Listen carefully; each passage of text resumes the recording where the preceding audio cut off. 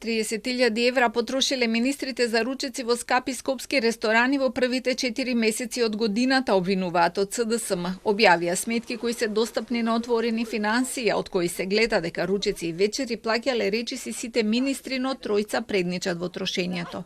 Главни кафанџии според овие сметки кои ги доставуваме до јавноста се Дон Тимчо Муцунски, Дон Филков, сите трошат како мафијаши во време кога имаме најниски плати во регионот. Замислете, дури министерот за култура Љутков бил Дон, кој не беше кадарен да исплати плати на вработените во културата, плаќа баснословни суми по кафеани. Културните работници да знаат дека додека тие немаа плати, барем министерот не бил гладен. Сметките покажуваат дека најмногу потрошило Министерството за надворешни работи околу 7.300 евра за ручеци во 4 наврати. Заднив е Министерството за култура со 5.700 евра, па транспорт и врски со 5.350 евра за исто така 4 посети на ресторан.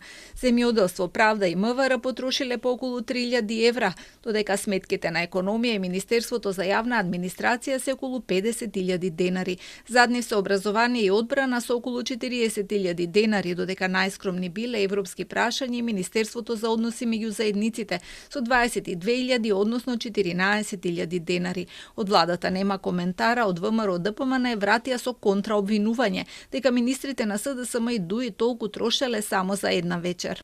Маричич и Бујар Османи, кои денес се најгласни, знаеа да потрошат исти вакви средства за само една или две вечери, со пајташи и партиски клики во најлуксузните ресторани на Балканот. Во време на пандемија и кризи купуваа папај, аспарагуси, златни лажици и плаќаа за ручеци со готвачи од Мишелин. Заев, Филипче и Забрчанец купуваа апарати што никогаш не ги користеа, трошеа на авионски летови, а болниците гореа.